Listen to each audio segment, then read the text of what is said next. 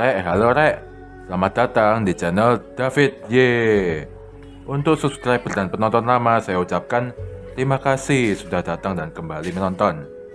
Dan untuk subscriber baru dan penonton baru, saya ucapkan selamat datang. Channel David Y ini niscaya jadi channel terlengkap di YouTube Indonesia. Nah, untuk video kali ini saya akan membuat video tentang permainan papan, yaitu catur Cina, mulai dari pembuatan papannya sampai pembuatan bidak-bidaknya. Jadi ikuti terus video ini sampai selesai, karena saya akan sedikit bercerita dan menjawab beberapa pertanyaan saudara sekalian. Oke, di sini saya menggunakan kertas berukuran A4, dan ini bukan kertas HVS ya. Kertas yang saya pakai ini lebih tipis dan lebih halus dari kertas HVS. Bahkan yang aslinya dijual itu menggunakan kertas minyak.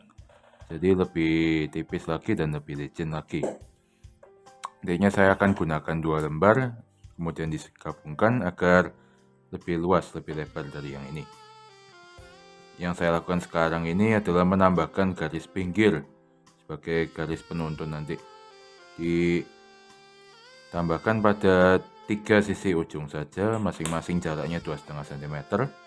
Jadi biarkan satu sisi ujung yang panjang tanpa garis pinggiran, dan dari 2 sisi ujung yang pendek diteruskan sampai ke sisi yang panjang yang tanpa garis pinggir tadi. Ya, seperti yang sedang saya bikin sekarang ini.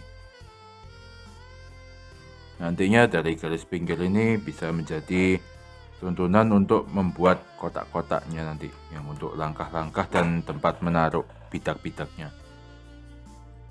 Seperti yang saya sampaikan di awal video ini juga saya mau sampaikan bahwa ternyata di channel David Y ini saya bukan jarang lagi, tapi hampir tidak pernah upload video baru.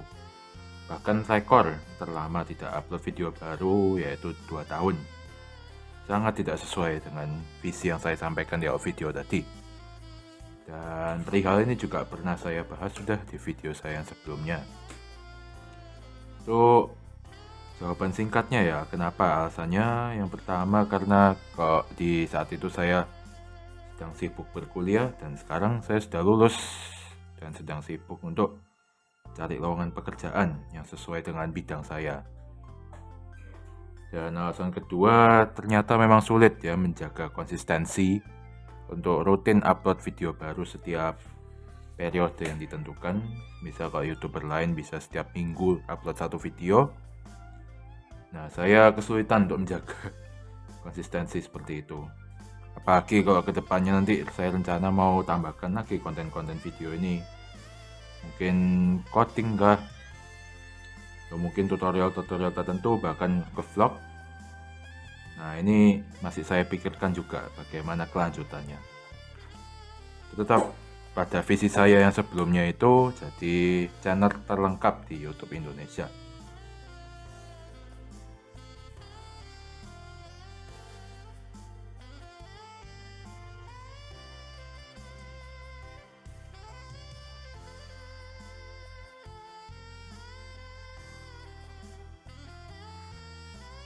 Garis pinggirnya sudah digambar. Berikutnya yang saya buat ini adalah membuat kotak-kotak dalamnya sebagai tempat menaruh bidak-bidak, dan untuk tuntunan langkah bidak-bidak berikutnya mau bergerak kemana.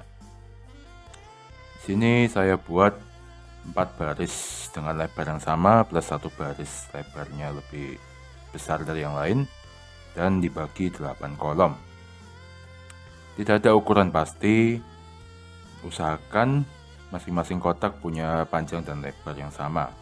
Misal lebarnya 3 cm, panjangnya juga 3 cm. Dan untuk pengukuran panjang dan lebar itu referensi saya dari pembagian kolomnya sejumlah 8 sama panjangnya.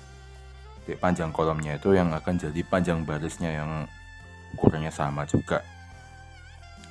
Sedangkan untuk pembagian kolomnya ini sendiri menyesuaikan dengan ukuran bidak yang mau ditaruh. Jadi dari awal pembuatan garis pinggir sudah diperhitungkan menyesuaikan dengan bidak yang dipakai. Pada contoh yang saya buat ini saya gunakan ukuran 3,5 cm untuk lebar masing-masing kolom, maka baris yang berjumlah 4 lebarnya juga masing-masing 3,5 cm. Oh ya, juga untuk papan catur Cina ini berbeda sama catur biasa, di mana bidaknya ditaruh di dalam kolom. Nah, untuk catur Cina ini justru bidaknya ditaruh di persinggungan antar garis-garisnya, bukan di dalam kolom-kolom seperti catur yang biasanya.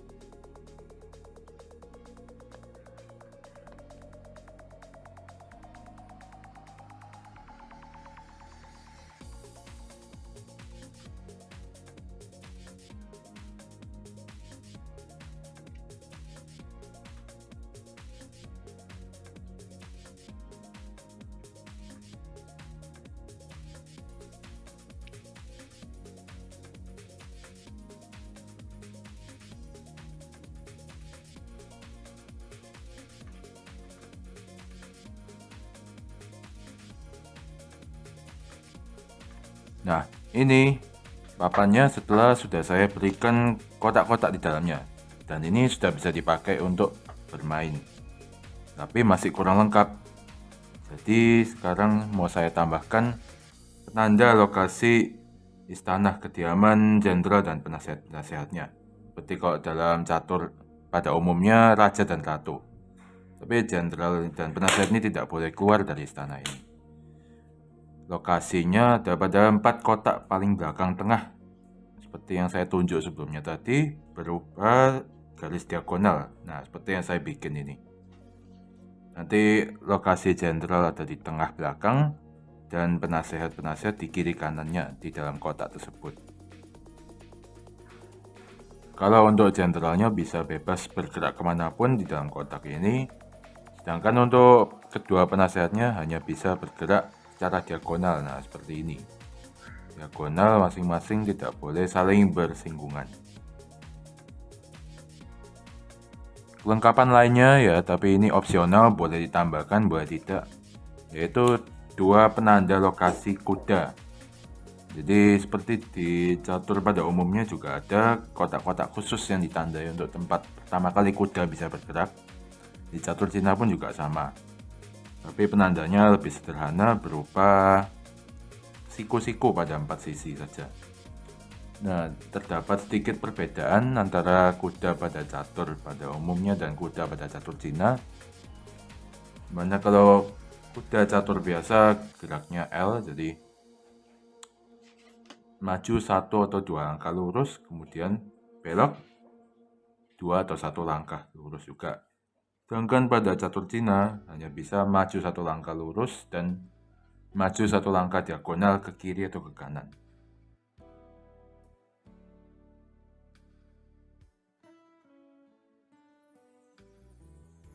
Seperti yang saya tandai ini berarti kuda di lokasi paling belakang kedua dari paling pinggir. Nanti kuda maju 1 ke depan, kemudian 1 diagonal ke arah tanda yang saya buat, atau juga bisa ke diagonal ke arah yang paling pojok pinggir.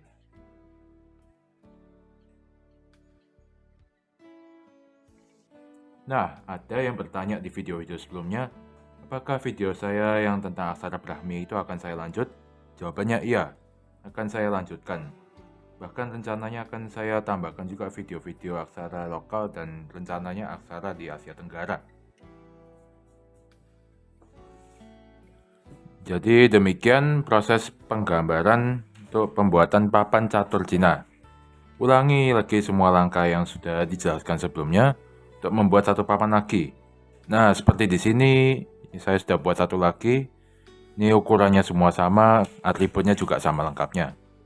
sudah ada 2 lembar begini, berikutnya tentu saja digabungkan supaya bisa dibuat main. Untuk penggabungannya nanti pada baris yang lebarnya berbeda sendiri, satu sisi di atas, satu di bawah, kemudian diberi lem. Nah, sebelum diberi lem, paskan dulu posisinya. Jadi lembar yang bagian atas, pinggirnya buat semepet mungkin dengan garis batas pada lembar bagian bawah. Juga untuk pemberian lemnya, jangan langsung semua sampai ke pinggir, tapi sebagian dulu di bagian tengah. Untuk supaya jadi perekat sementara agar posisinya pakem tidak bergeser. Jadi setelah sudah lemnya merekat dengan baik, baru dilem sampai ke pinggirnya supaya tidak ada bagian yang terbuka, apalagi kalau tergeser oleh bidak sampai sobek atau menggulung. Untuk lemnya juga bisa pakai lem kertas seperti contohnya lem uhu stick, atau seperti yang saya pakai di sini lem Raja Wali.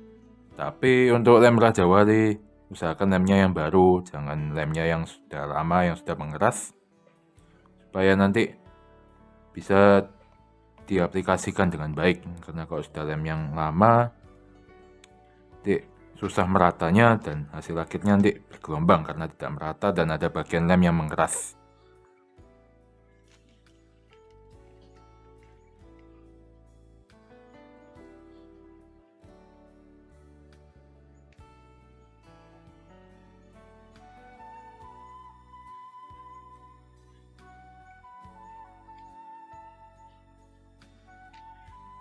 Nah, di sini sudah sempat saya lem sementara. Aduh, tapi ternyata ada bagian yang bergelombang ya. Ya, ini seperti yang saya bilang tadi ya.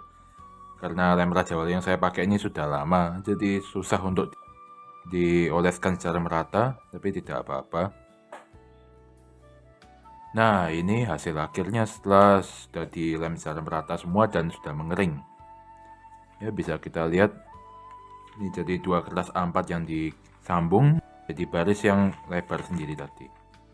Oke, mungkin masih kurang rata tapi tidak masalah. Ini sudah bisa dipakai untuk bermain.